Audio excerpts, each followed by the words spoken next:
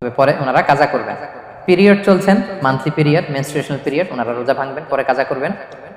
বাচ্চা ডেলিভারি দেওয়ার পরে যেই ব্লিডিংটা হয় সেটার কারণে রোজা ভাঙতে পারবেন, পরে কাজা করবেন। এবং কাজার ক্ষেত্রে আমরা একটা চমৎকার সাজেশন দিয়েছি যে আমাদের বোনেরা কোন মাসে কাজা করতে পারেন, চাইলে শাবান মাসে বেশি বেশি নফল রোজাও রাখলেন, তখন কাজাও করলেন। দ্বিতীয় সাব পয়েন্টে আমরা বলেছি যে কিছু কিছু কাজ এগুলো করলে রোজা ভেঙে যায়, আপনার রোজা বাতিল হয়ে যাবে। এর মধ্যে একটা ছিল ইচ্ছাকৃত যদি আপনি পান করেন, 2 নাম্বার ছিল ইচ্ছা করে যদি আপনি কিছু খান, 3 নাম্বার হচ্ছে ইচ্ছা করে যদি আপনি স্ত্রীর সাথে ফিজিক্যাল ইন্টারকোর্স করেন। তো ইচ্ছা করে যদি রোজা কেউ ভাঙে তার হুকুম কি করতে হবে? কাজাও করতে হবে, কাফারাও করতে হবে। কাফারা মানে কি? 60টা রোজা অথবা 60 জন মিসকিনকে খাবার খাওয়ানো 2 বেলা। আচ্ছা, এরপরে ইচ্ছা করে যদি কেউ বমি করে, হ্যাঁ, ভেঙে যাবে। কেউ যদি মাস্টারবেশন করে রোজা ভেঙে যাবে। স্মোকিং করলে তার রোজা ভাঙবে না, হ্যাঁ ভাঙবে নাকি দ্বিমত আছে এখানে? কেউ আজকের হল রুমে কেউ আছে?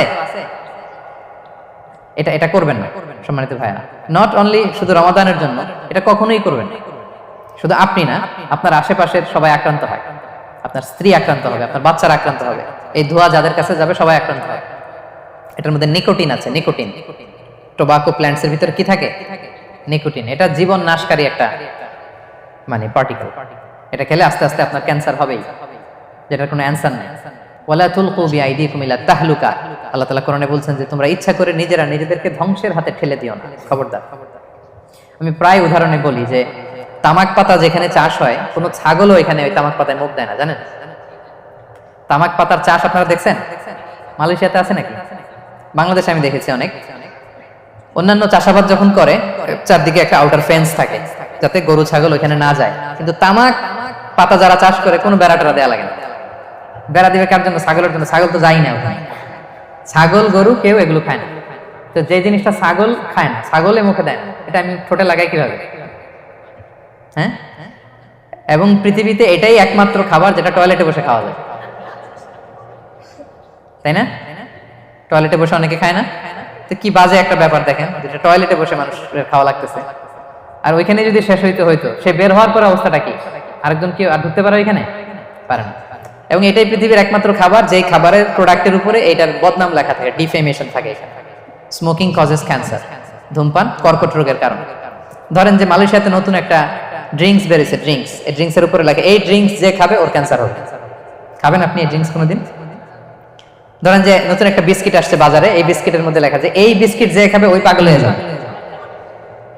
কেউ কিনবে? তো এই সিগারেটের প্যাকেটের গায়ে smoking causes cancer, lung damage হয়, এটা ড্যামেজ হয়, এত ক্ষতি, এটা জেনে আমরা কেন খাই? এটা যেন আমরা না খাই। ধোঁয়া, এটা জাহান্নামের আলামত, ধোঁয়া। আর পারফিউম হচ্ছে এটা জান্নাতীদের আলামত। জাহান্নামে গেলে কি থাকে? আগুন, ধোঁয়া। ওয়াকিনা আযাবান নার, হে আল্লাহ আগুনের শাস্তি থেকে বাঁচান। তো ধোঁয়া তো ভালো লক্ষণ না। তো যদি আমি আশা করি এখানে আপনারা কেউ স্মোকিং করেন না।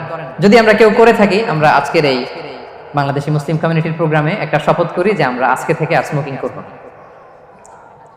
হ্যাঁ, পারা যাবে? পারা যাবে? কষ্ট হয়ে যাবে বোধহয় অনেকের। হ্যাঁ হ্যাঁ, আস্তে আস্তে করতে হবে। একজন আরেকজনের হাত ওঠানোর দরকার নেই, আপনারটা আপনি ওঠান। কেউ কাউকে ইঙ্গিত করার দরকার নেই। যদি কেউ আমরা করি, আস্তে আস্তে আমরা ছেড়ে দিব, বাস, দ্যাটস ইট। কি বলেন? পারা যাবে? একটু মন থেকে আওয়াজ করে বলেন তো, ইনশাআল্লাহ।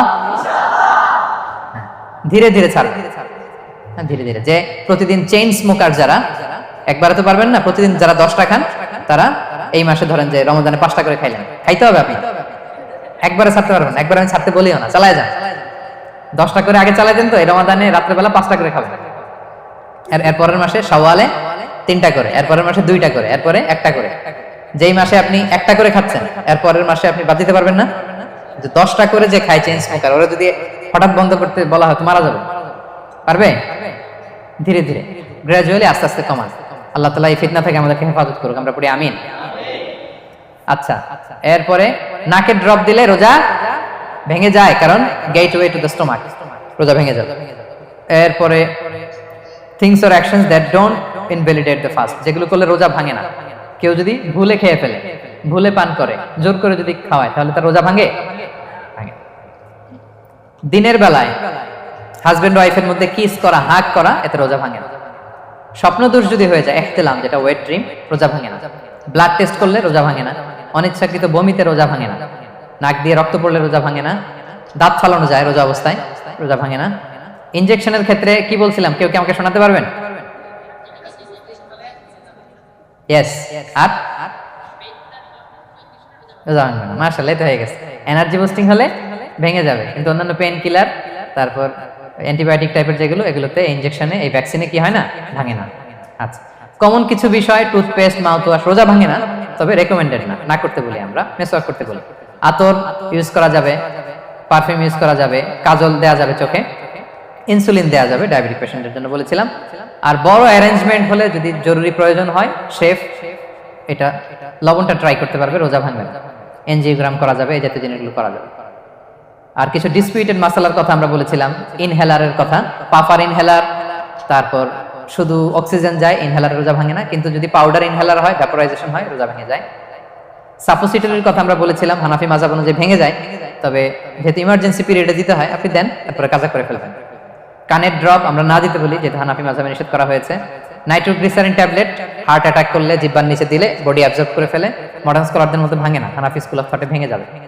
হিজামা করলে রোজা ভাঙে না, তবে আমরা দিনের বেলায় করতে নিষেধ করি। ব্লাড ডোনেশন রোজা ভাঙবে না, বেশি পরিমাণে যদি ব্লাড ডোনেট করেন, দুর্বল হলে অসুস্থতার কারণে ভাঙতে পারবেন, তবে জরুরি প্রয়োজনে আমরা অবশ্যই ব্লাড ডোনেট করব।